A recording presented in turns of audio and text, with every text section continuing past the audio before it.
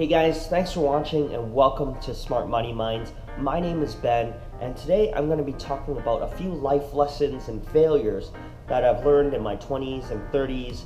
And at one point in my life, I was making $30,000 per month. And I'm just going to go over that and talk about some of my experiences. At one point in my online business during my mid-20s, I was making over $30,000 per month in a combination of my job, Amazon Kindle publishing, and also affiliate marketing. Since then, I've switched over to stock trading and also working on my YouTube channel, Smart Money Minds. When I was 19, I thought that I could never make more than $5,000 per month. That was my dream, and I thought that if I ever did make that much money, I'd be set for life and I wouldn't have to worry. And it was always my understanding that I had to work for at least 35 years and then retire and then live the rest of my life happy. However, I'm extremely glad that I stumbled upon my first source of online business opportunity and experience through a friend of mine named Stefan. He's actually tremendously successful now, and he runs his blog and YouTube channel called Project Life Mastery. One of his blogs many years ago mentioned a course called Kindle Ritual, and I don't even think that course exists anymore. But that was my first experience with the online world, and I delved into that and eventually started my first small online publishing company. And I was able to make a little bit of money and decided to quit my full-time job at the airport to dive into that. Since that time, I've celebrated many victories, but I've also gone through a lot of hard times and learned a lot of failures, and through those failures, I've learned a bunch of life lessons about life and about money. And with that, here are my 7 life lessons that I've learned so far in my entrepreneurial journey. Life lesson number 1. Multiple streams of income is extremely important. Baby boomers had one job, which was to go get a good job, work for 35 years, retire, get a pension, and live the happy life. And that's the belief that they fed us. However, in today's generation, there's no way that you can survive off one skill or one income. The world is ever changing and constantly moving faster and faster, and we have to develop new skills and continue to learn just to keep up with it. If you don't keep learning or you just remain stagnant, then you won't be in demand. Think about it. Look at the auto workers in Detroit. Once the factories closed, they were out of a job, and they didn't know what to do with that one skill that they had. For me, I realized that many businesses don't even last longer than 1 year. They go out of business or change or evolve into something else, especially the online environment. If you think about it, one change from Amazon's algorithm or one policy change from Shopify can kill off your sales 80 to 90%. So it's important to remember that you don't want to do all your work in 1 or 2 platforms. You need to diversify your platforms, just like the stock market. So that way, it'll reduce your risk of exposure if one policy changes and your business doesn't tank 50-60%. I've also decided that even with multiple business incomes, I still held a part-time job just in case that all my businesses failed all at the same time. So by having a backup to a backup to a backup, you're building yourself a financial fortress. So even if the walls fall and break apart, you still have your moat to protect your castle. If the moat fails and enemies cross it, you still have your soldiers to protect yourself. By having multiple layers of protection, you'll never be truly financially broke. Life lesson number 2. Skills are transferable. So think back to the auto workers of Detroit that I was just talking about. Just because their job is obsolete doesn't mean that their skill is obsolete. Their skill is transferable to something else. When I started my Kindle business, I knew very little about publishing or online entrepreneurship. I had to go dive into it and learn about marketing, publishing, management, human resources, all those skills that require for running a good business, and don't forget accounting as well. But as I move on to other online business platforms such as affiliate marketing and social media marketing, much of those skills are the same. You're using your business abilities, you're using your advertising, you're promoting, you're managing workers. The number one skill, I believe, in my opinion, for anybody to learn is sales and marketing. Literally, you are trying to sell either yourself or something to someone at all times. Think about it.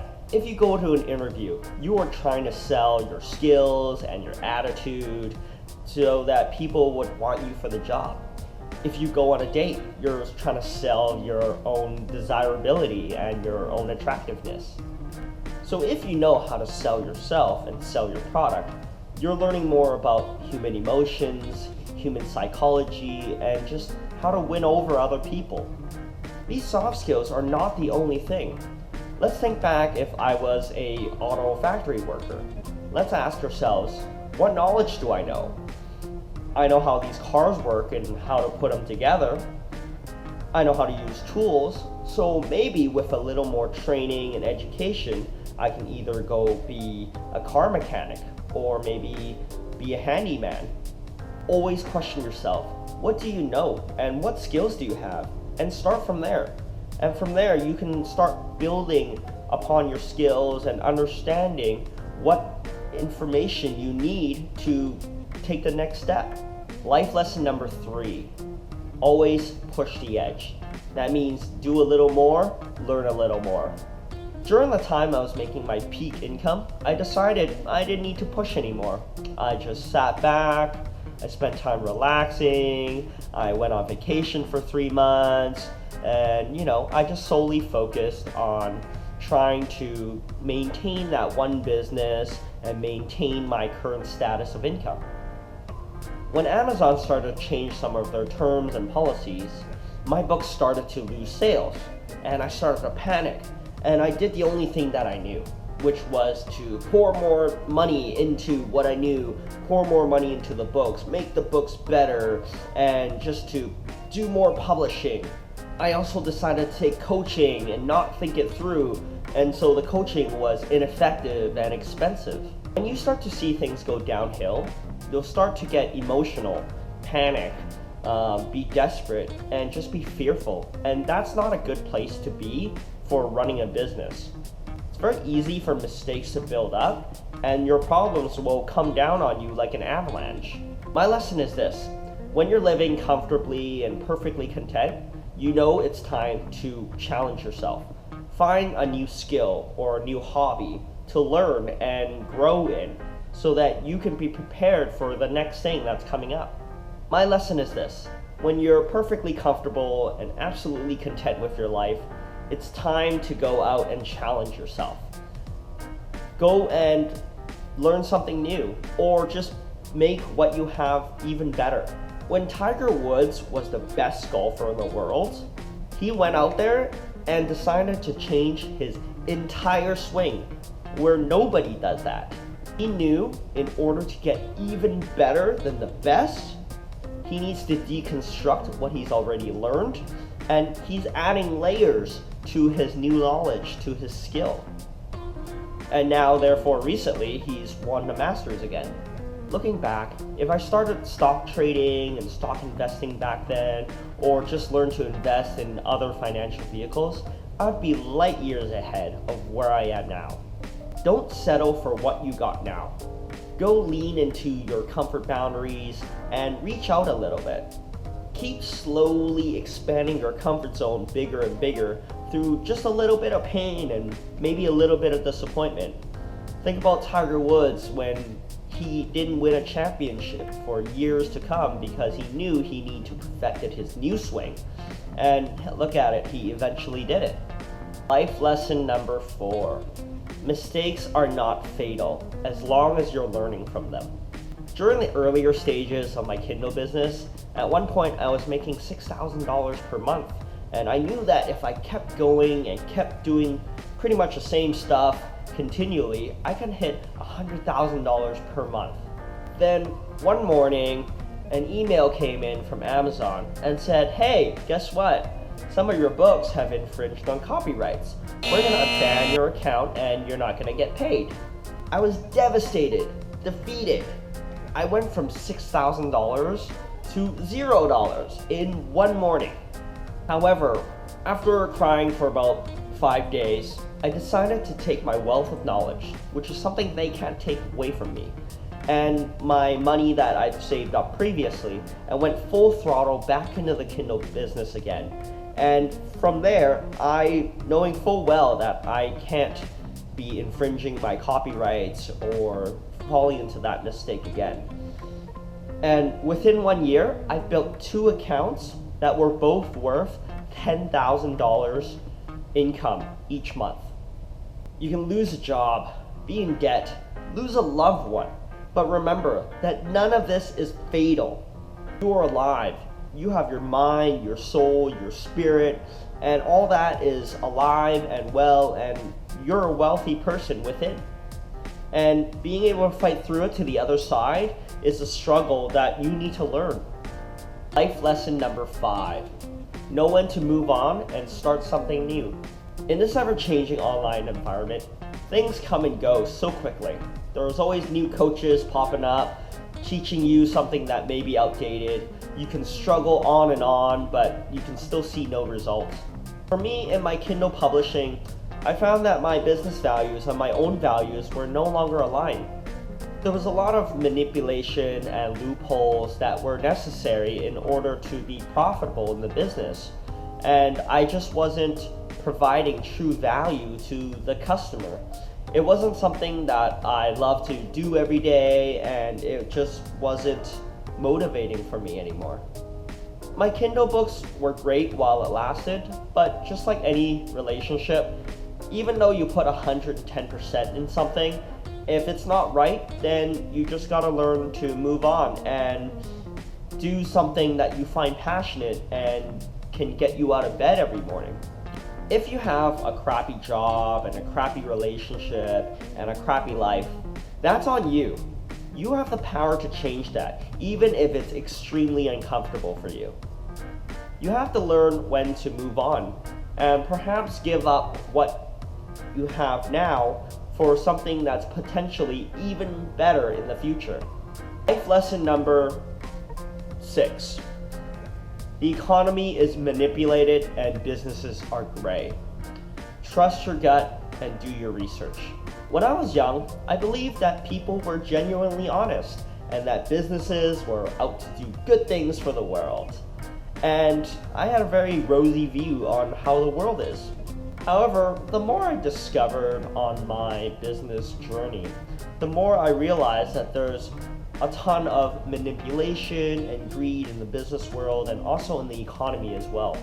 For example, you probably go on Amazon and look at product reviews to see how good or bad this product is. Or maybe you go on Yelp and you look to see on the reviews to see if that's a reasonable restaurant to eat at. But guess what?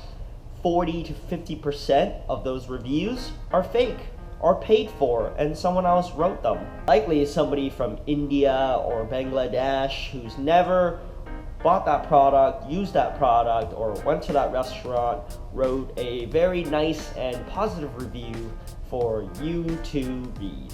Sometimes you see on the news that this economic expert from whatever bank or company saying that XX stock is gonna be upgraded and it's gonna be worth $20 because of all this research that they did, and it's currently $10, so it's undervalued. And the next day, everybody buys in, the stock price goes from $10 to $15, and all of a sudden it starts dropping.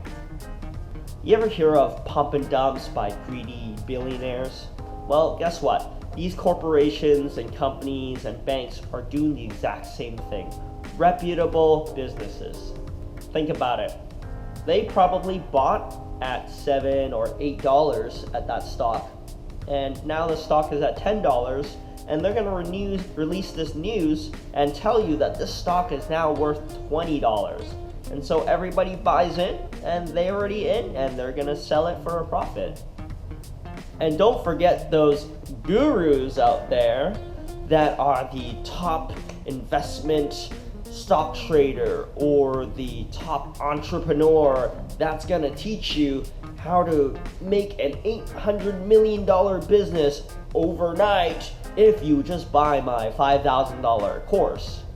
And you buy it and it doesn't teach you very much, and it's a very subpar program. In the end, the financial world is constantly being manipulated, and business practices are often gray. Some people that you can trust the most can have ulterior motives. Best way to counter this is to do your own research and to do the legwork. Be informed from multiple points of view, and in the end, you gotta trust your own gut instinct. Just because things are manipulated doesn't mean that you cannot make a fortune out of your own ethical way. And finally, life lesson number 7. Work smart and work hard on the right things. Working hard is what our moms and dads probably told us, and what our grandparents probably taught us as well. But what they never taught us was that working smart is a necessity now as well. But don't forget that working hard and working smart on the wrong thing is just as bad. Make sure it is the right thing. Here's an example. Here's an example. You can work hard as a janitor. You can scrub 100 toilets a night. You can do double shifting 2 jobs, and that's working hard. But think about it. Will you ever be wealthy? I think I'll be dead before I become wealthy doing that. I think maybe my arms might fall off as well. But think about it. What if I built a system for scrubbing toilets, and I was able to reduce my time from 10 minutes to 5 minutes, and I taught a course about this on how to clean more effectively and sold that course? Okay, here's the next level. What if with this new 5-minute cleaning system, I started to hire and train people for my newly founded cleaning company, and I started dispatching those people out to different job sites? How about this? What if I hired an engineer to build a toilet cleaning robot for me and patented it and sold that robot in stores? And I'm guaranteeing that robot will clean 100 toilets every night. With each level, you're using more and more of your brain and skill, and less of your arms and your toilet scrubber. So remember that you gotta work hard, you gotta work smart, but you gotta do it also on the right thing. Because scrubbing toilets non-stop every day is not gonna make you a millionaire. So in the comments below, let me know what you are working smart on and what you think is working on the right thing. I always want to learn more, and maybe scrubbing toilets for a living is not that bad of a deal. That's only if I have obviously a bathroom scrubbing Terminator. I know that this is a long video, and I appreciate that you have journeyed with me with all my life lessons, and hopefully at least one of my life lessons resonate with something that's happened in your life as well. And for making it this far, you are one of the selected few to smash this like button. Tell me about some of your life lessons in the comments below. Make sure you hit that notification button and subscribe to more of my videos, and I will see you next time.